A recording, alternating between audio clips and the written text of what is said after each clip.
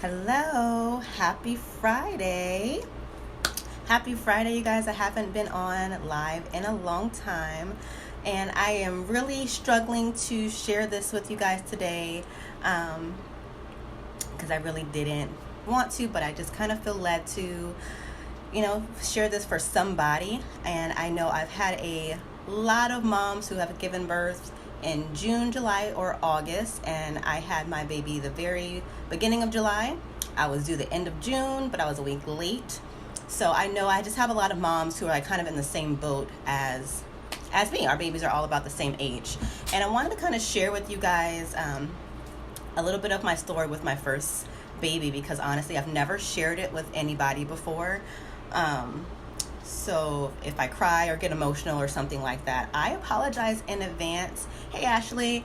And I wanted to just kind of share some symptoms and signs of having postpartum depression or postpartum anxiety, because I've shared this multiple times before that I was, especially when I was pregnant, I shared with you guys how afraid I was of going through postpartum depression, because it was not postpartum depression, going through postpartum, because I had such bad postpartum depression and such bad postpartum anxiety. My healing process was really hard for me. So the whole entire postpartum fourth trimester was truly difficult for me with my first baby.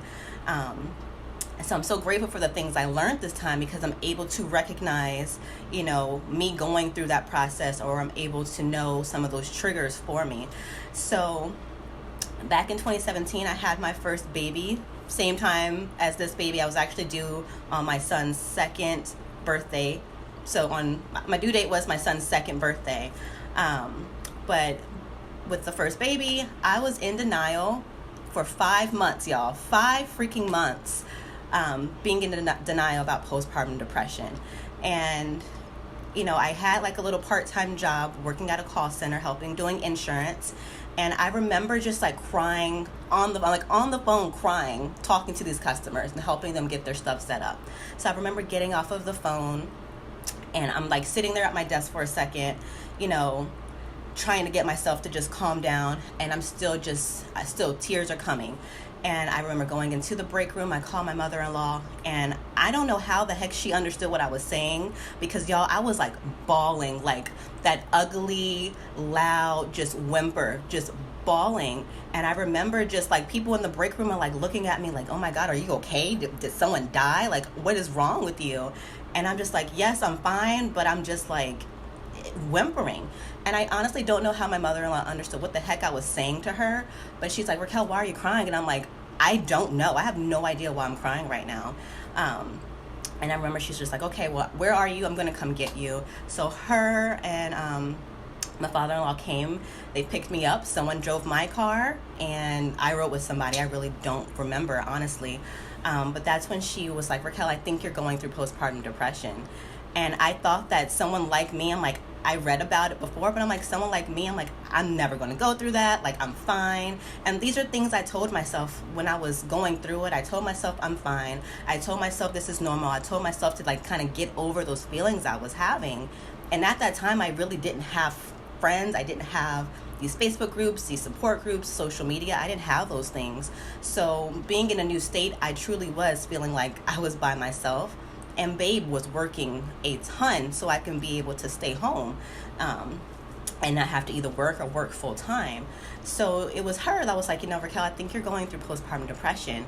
And it just, that made me feel worse, honestly, because I just felt like a failure as a mom. So it was maybe about a week or two after that where I had like my serious like mental breakdown. And, I called her and I was like, hey, do you mind watching the baby for like an hour or two? I just need a second. And, she came, she picked him up. It was like 7 or 8 o'clock at night. She picked him up, and it was getting late. Babe was at work, and she was just like, if it's okay, we're going to keep the baby overnight, because bringing him home later, it would just be too late for them to drive. And Babe could pick him up, but it would be like 1 or 2 o'clock in the morning, and no one wants to disturb a 5-month-old, at 1 or 2 o'clock in the morning when he's sleeping. I might have to get the baby in a second. So, and for whatever reason, that was like a trigger for me. Like, I had been kind of okay, But me being away from my 5-month-old, 4.5-month-old son at that time, and I had never done that before, was a trigger. And after that, I completely lost my mind. And I wish I could like get you to understand, but it's just like I had turned off all of the lights. I'm not, y'all, when I say this next part, like I'm not a violent person or this isn't normal behavior for me. But I remember just turning off all the lights and I'm like screaming and bawling and just crying. And our 2017 was like the worst year of our lives. Like there were things happening in 2017 that only happens in movies. And it was absolutely insane. So, having this baby, going through the things we went through in 2017 and going through postpartum depression, it was just like things kind of piling up. So let me get the baby 1 second.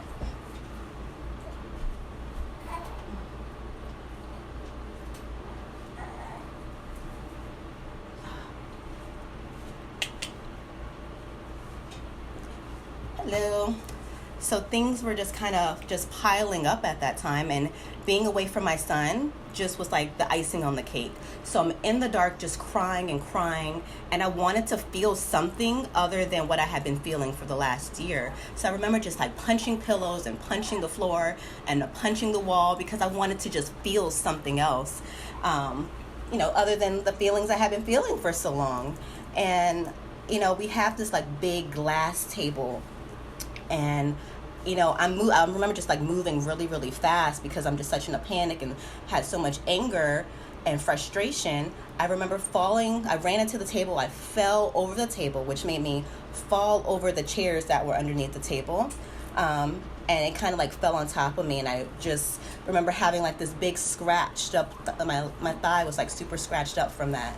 And luckily no one could see it because it was like winter and it was high enough where I could wear shorts and no one would know. But I remember scratching up myself on my leg, which made me even more upset. And I remember just going into my room and just continuing to just scream and cry. And at that point, I was hearing so many voices in my head just telling me to, basically just to kill myself and telling me I'm not a good mom and that I'm a bad friend and I'm just not good enough and I have no purpose and, no one loves me, no one cares about me. We kind of lived closer to the mountains, so there wasn't a lot out there. But I remember hearing, Raquel, just walk out into traffic. It was dark on that back road. Just walk out in front of a car, or just take the car and just go drive into a pole, or just like I said, we lived like in the mountains where there was desert, and there were coyotes. So I remember just hearing, Raquel, just go walk, the coyotes will get to you. Or just keep walking, no one will ever find you out here. Like over and over, and y'all, the voices were so loud. And I know now, which part of it was spiritual warfare, but the voices were so loud to the point where I was screaming I was just like, shut up, shut up, shut up, shut up, shut up, shut up. And that's all I could hear. And I literally had a pillow over my head because I could not take it anymore. I could not take hearing this over and over for months. I was literally at my breaking point. And I remember, I ended up calling my girlfriend, and I'm so grateful that she even answered the phone, because if she hadn't answered the phone, I don't know what I would have done. Because not only was hearing that, I'm also hearing, I had these medications that were kind of hardcore for my migraines. Just hearing to just take a whole bottle of that, and babe will find you when he gets home eventually. Maybe he'll get to you in time, maybe he won't. Like, y'all, this is not stuff I normally think, and this is just what I was consistently and constantly hearing that night. But I got through that. Thank God. And I just, after kind of realizing this is what I was going through and that this isn't normal and it's okay for me to ask for help, I started to, read books and listen to motivational things and really starting to get back into the Bible and praying and things like that. But I started to learn and discover more about myself. I started to figure out what it is that I like. And I'm a very, very creative person.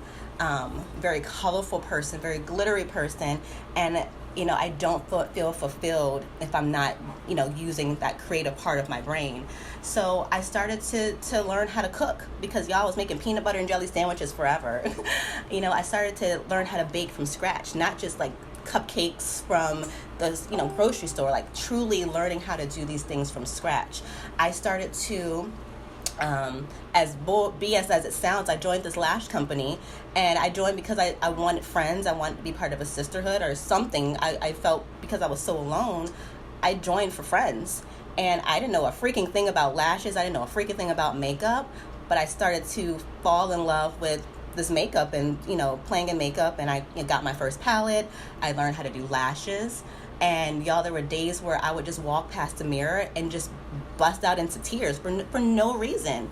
So that's kind of why I started to play in makeup now, because I knew after going through that situation, I knew that makeup, for whatever reason, helped me. And that's why I have on makeup now, just because I felt like crap. I felt like crap the last 2 weeks and just crying for no reason. I forgot how freaking difficult it is to have a new baby. And Babe is working a lot. He has a business that he just started. And he doesn't want me to have to go back to work, and I'm not. But someone has to pay bills and bring in money so I can stay home and raise our kids. So I'm alone a lot, and it's been really, really difficult. I forgot how hard it is to breastfeed, especially when it's cluster feedings. My kids, they don't want to stay on the same sleep schedule. And I have a 2-year-old now, and when he turned 2, he just got his own personality. He wants to be his own person, and it's different for all of us, and it's just been really difficult. And because he can't express himself, there will be days, the first 6 weeks of having this one, my 2-year-old would just screech at the top of his lungs all the time. Like every 4 minutes, he's screeching, not crying, not screaming, like screeching, to the point where it sounds like fingernails on a chalkboard. It was a serious trigger for me. And 2 weeks ago, that's when I lost it. So it's been really, really difficult. It was just been really difficult for me. So yesterday, I took the time to take a shower. I used to always say, take the time to use the good soap. I specifically have a bottle of soap that I only use when I'm kind of feeling down. So I can kind of, those smells can help me feel better. It's a safe place, being able to take a hot shower with that, and using that shea butter that kind of matches it helps me feel good. Being able to do a full cleanse on my face helps me. Normally I would be able to go outside, but it's way too hot in Arizona to be doing that. But going out and getting some fresh air truly helps me. Putting on a little bit of makeup and some lashes helps me. Washing my hair and doing a deep condition helps me. But the number one thing that I feel like I learned from that first baby is to not be afraid to ask for help. And I still struggle with that sometimes, and I want to be secluded, and I don't want to talk to people and express to them how I'm feeling. But truly, I beg you to reach out to someone and ask for help, or just to, get someone to talk to you or something like that. And which is why it's a big deal for me, for these new moms who had babies around the same time I did. I am reaching out to them just like, hey, how are you doing? I just want to check in on you, because once you have a baby, for whatever reason, it's like, oh, baby's cute, everybody wants baby pictures, but people forget about mom. People forget that having a baby is still a healing process for mom's body, and it's like no one seems to care about you or check in on you after the baby's born. And that can be really hard, and it's been really hard on me to feel like no one cares about me anymore, Not saying they don't, but that's just how it feels. So it's been kind of difficult for no one to just check in and be like, hey, Raquel, how are you doing? How are things with the kids? Just something to know that someone cares, So I just wanted to share that with you guys, because that's kind of where I've been. And I kind of felt decent today. Like I said, I put on a little bit of makeup, and it made me feel a little bit better. I had some red lipstick on earlier, just playing with colors, and it made me just feel good.